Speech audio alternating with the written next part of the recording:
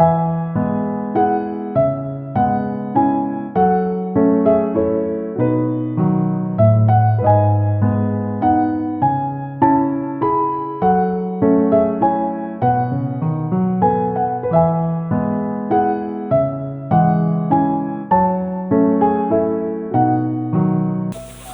तमाम दर्शक भाई बंधुओं को मेरा प्यार भरा नमस्कार। हम इसराइल का कनान यात्रा के बारे में चर्चा कर रहे थे। जब इसराइल के बारे में पढ़ने का समय है, उसका पूरा जानकारी के लिए उत्पत्ति, निर्गमन, गिनती आदि पुस्तकों के कुछ बातों को हमने देखा।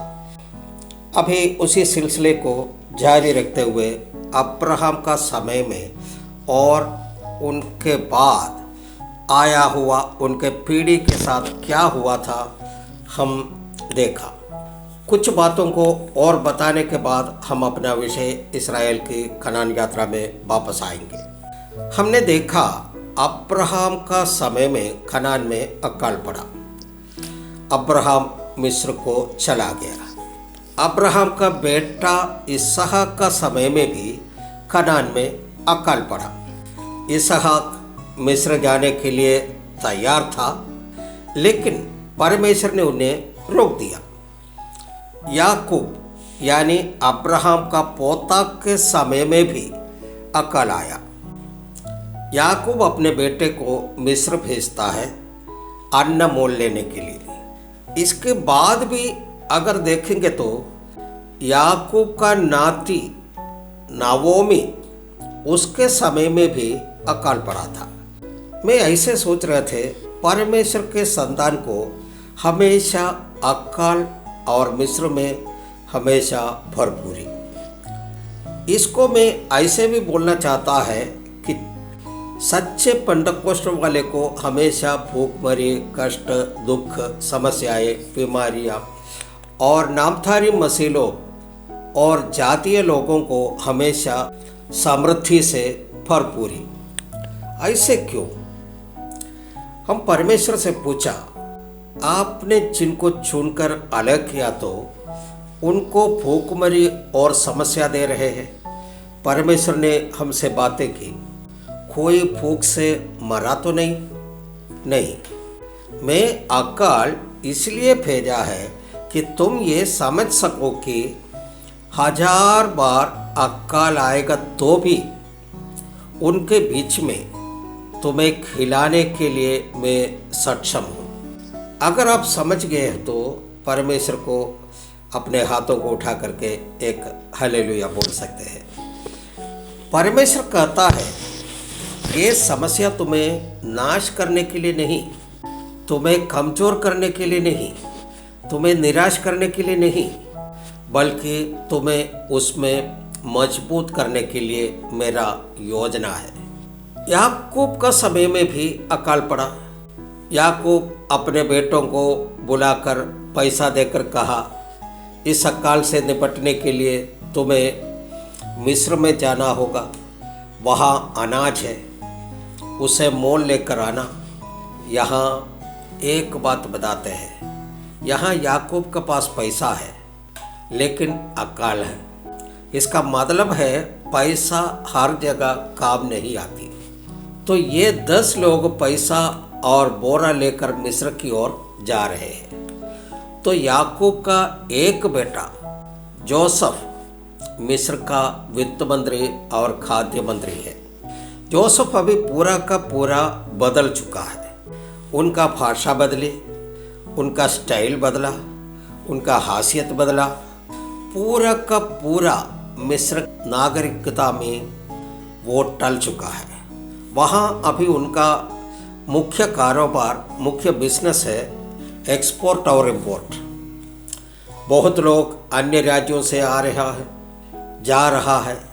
उस बीच में उनका नज़र एक जगह अटक गया।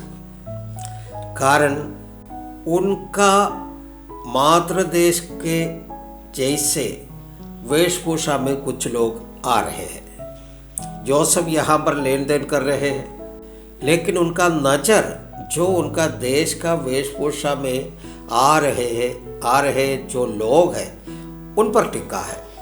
तुरंत जोसेफ समझ गया कि यही भाइयों ने 13 साल पहले मुझे बेच दिया था। यहाँ आप एक बात समझ लीजिएगा कि याकूब के बेटा लोग मिस्र में इसलिए नहीं गया कि उनके संपत्ति बटोर लें, बल्कि उनका मुख्य उद्देश्य खाना था। बाप याकूब के यहाँ खाना नहीं, इसलिए मिस्र जाना, अनाज लेना और चल जाना, इतना ही था उनका उद्देश्य। लेकिन वहाँ कुछ घटनाएं हो जाती है।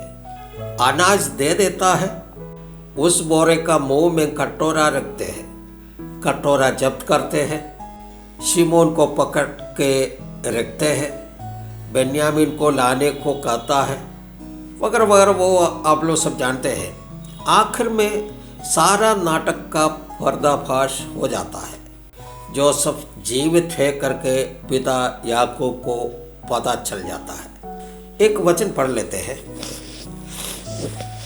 उत्पत्ति का किताब 45 अध्याय उसका 27वां वचन। तब उन्होंने अपने पिता याकूब से यूसुफ की सारी बातें जो उसने उनसे कही थी कह दी। जब उसने उन गाड़ियों को देखा जो यूसुफ ने उसके लिए उसको आने के लिए भेजी थी, तब उसका चित्त स्थिर हो गया। याकूब सोच रहे थे कि परमेश्वर उनको दिया हुआ वायदा मर गया है, लेकिन जैसे ही जोसेफ जिंदा है सुनकर याकूब का जो बुढ़ापा में तेजस आ गया। फिर जोसेफ मिस्र से रथ भेजता है। याकूब का घराना 70 लोग उधर से मिस्र में चले जाता है। ये लोग मिस्र जाने का एक ही कारण है, कनान में अकाल और भूखमरी है और मिस्र में भरपूर अनाज खाना है और खाना केवल मिस्र में ही मिलेगा, यह जानता था। जब ये 70 लोग मिस्र पहुंचा तो फिरौन को मालूम हो गया कि जोसेफ के घराने आए हैं। फिरौन उनको बसाने के लिए अलग अलग जगह निर्धारित करता है। ये लोग जोसेफ के घराने हैं, इसलिए फिरौन के तरफ से सब कुछ मुफ्त, ट्रैवल मुफ्त, खाना मुफ्त और जो कुछ भी चाहिए वो सारा मुफ्त में दे रहा है। यानी इस्राएली मिस्र देश में आया था तो सब कुछ उनको मुफ्त में मिला। फिरौन ने जोसेफ को बोला, तुम्हारे घराने को गुजर बसर करने के लिए इनको कुछ काम दो।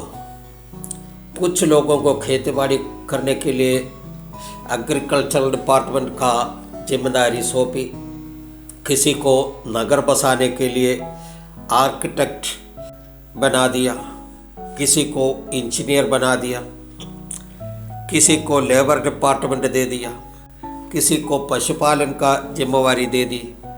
तो ऐसे ये 70 लोगों को कोई न कोई डिपार्टमेंट सौंप दी। ये 70 लोग हैं जो मिस्र पहुँचे हैं। इनका सबसे बड़ा समस्या और परेशानी यही था कि इन लोगों को मिस्र का भाषा नहीं मालूम था। वे लोगों का भाषा हिब्रू और आरामी था। हम लोग भी शुरुआत में जब केरल से बिहार आया था तो हमें भी भाषा बोलना नहीं आता था। उस समय हम लोग ऐसे करते थे, कोई कुछ पूछेगा तो पहले यस बोलेगा, फिर नो बोलेगा। अगर कुछ ज़्यादा ही पूछ लीजिएगा तो यस और नो बोलेगा, कुछ इशारा करके बाकी काम चला लेता है। मिस्र गया हुआ याकूब का घराना भी इसी तरह थी। इसी तरह धीरे धीरे भाषा सीखे। फिर मिस्र के कोई लोग आकर के कोई पूछता तो ये लोग ऐसे प्रार्थना करता है, यीशु मसीह का नाम से इनका मुंह बंद हो जाए, मुझसे कोई बात ना करने पाए, कोई सवाल न पूछा जाए। तो मिस्र पहुंचा याकूब का पहला पीढ़ी ऐसे ही सही लेकिन परमेश्वर से संबंध रखने वाला था, परमेश्वर के साथ चलने वाला था। इनका दूसरा दिक्कत यह था कि खाने का, तीसरा दिक्कत था कि कपड़ों की। मेरे कहने का तात्पर्य यही है, इस्राएलियों को सामने बहुत प्रतिसंधियाँ था, तो परमेश्वर के साथ संबंध रखना अनिवार्य था। लेकिन बच्चा लोगों के समय में जो सेकंड जनरेशन आया तो माहौल ऐसे नहीं था।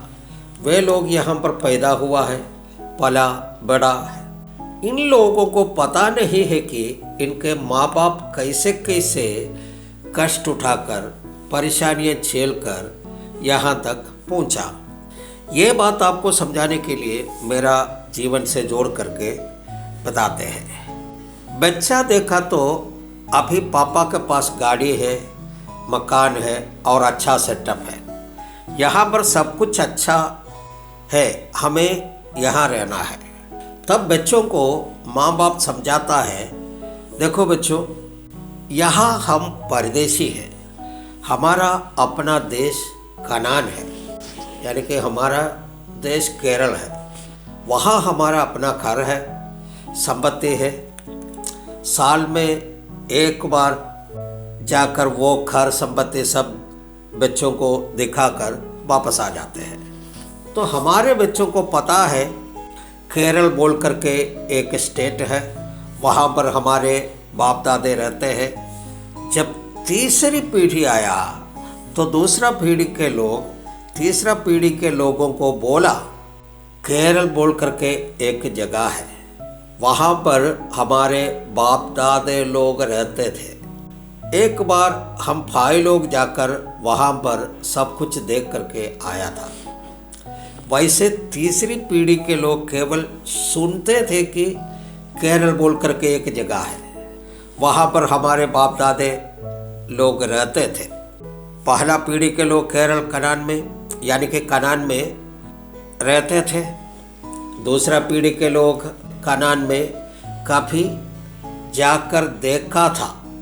तीसरा पीढ़ी के लोग केवल सुना था कि केरल यानी कि कनान जैसे एक देश है। अब देखिए चौथा पीढ़ी, फोर्थ जनरेशन के समय आया तो वे लोग केरल यानी कि कनान के बारे में सुना भी नहीं, उनके बारे में कोई जानकारी भी नहीं है। हम ये बोल सकते हैं पहला पीढ़ी वहाँ पर रहते थे, दूसरा पीढ़ी कभी कभी जा कर के देखते थे, तीसरा पीढ़ी ऐसे एक जगह है बोल कर के सुना था, चौथा पीढ़ी में आया था तो लोग ना देखा है, ना सुना है, ना समझा है। इस एपिसोड को यहाँ पर समाप्त करते हैं। इसके बाद की बातों को लेकर के आपके सामने फिर प्रस्तुत होंगे। तब तक के लिए सबको जय मसीह, सबको धन्यवाद। परमेश्वर आप सबको आशीष देने पाए।